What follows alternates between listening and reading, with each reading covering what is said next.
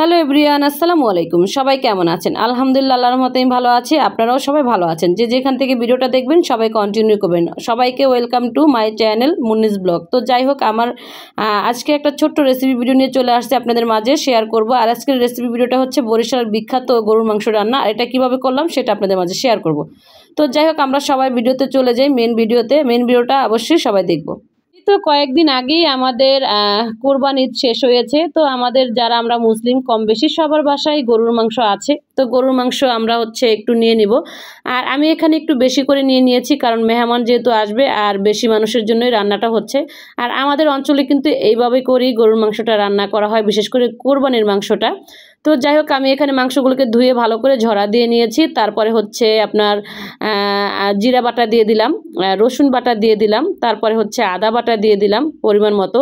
এখানে যেহেতু একটু আদা বাটাটা একটু বেশি দিয়েছি, কারণ মাংসের পরিমাণটা একটু বেশি, 3.5 কেজির মতো গোস্ত হবে।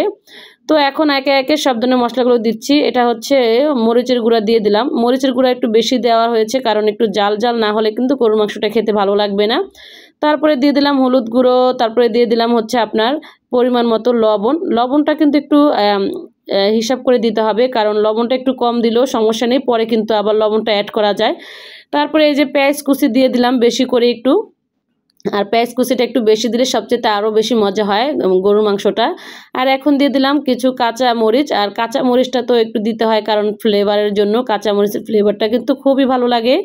তারপরে কিন্তু এখন আমি সব ধরনের মশলাগুলো দিয়ে আমি এখন এটাকে ভালো করে একটু হাতে মাখিয়ে নেব।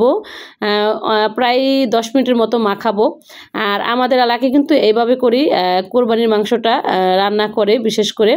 তো যাই হোক, আমি কিন্তু মাংসটা একটু ভালো করে মাখিয়ে নিয়েছি। তারপরে কিন্তু এখন দিয়ে দিলাম মশলা। এখানে সব ধরনের গরম মশলা, এটা গুঁড়ো করে নেওয়া হয়েছে। এখানে অনেক রকমের মশলা আছে, তো এগুলো দিয়ে দিলাম। গরুর যে মাংসের মশলাটা আমরা বাসায় তৈরি করি এক্সট্রা করে, তো সেটাই দিয়ে দিলাম। দিয়ে তারপরে কিন্তু আপনার এখন একটু ভালো করে আরেকটু ম্যারিনেট করতে হবে। ম্যারিনেট করে তারপরে কিন্তু এখন দিয়ে দিব একটু হালকা পরিমাণে সয়াবিন তেল। আর এটা সয়াবিন তেলটা দেওয়া হয়েছে কেন, কারণ এই গরুর মাংসতে তেমন একটা চর্বি নেই এবং কি তেল নেই। তো যাই হোক, এই জন্য আপনি একটু তেলটা দেওয়া হয়েছে। আর অল্প করেই তেলটা দেওয়া হয়েছে, সয়াবিন তেলটা, কারণ এটা পরবর্তীতে আবার আরেকটা তেলের ভিতরে মানে বাগারটা দেওয়া হবে।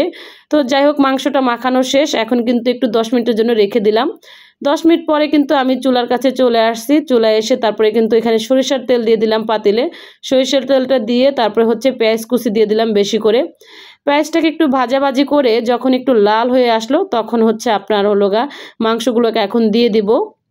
আর এইভাবে কিন্তু আপনি যদি মাংস রান্না করে খেয়ে দেখেন, মাশাআল্লাহ অসাধারণ হবে মাংস রান্নাটা।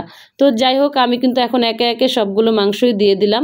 এগুলো দিয়ে ভালো করে কিন্তু একটু নাড়তে হবে, যেহেতু খেয়াল রাখতে হবে নিচে যেহেতু না লেগে যায়। আর মাটির চুলায় রান্না হলে তো আরও কথা নাই। তো যাই হোক, এই ভিডিওটা হয়েছে আমার মাটির চুলার রান্নার ভিডিও।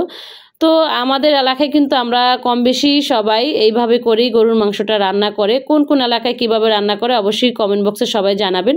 তো যাই হোক, আমি ভালো করে কিছু সময় ধরে মাংসটাকে একটু জ্বালিয়ে নিয়েছি। জ্বালিয়ে তারপরে দেখেন, এই তো মাশাআল্লাহ মোটামুটি ঝোল মানে মাংসর যে গায়ের পানিটা ছিল সেটা বের হয়ে গিয়েছে।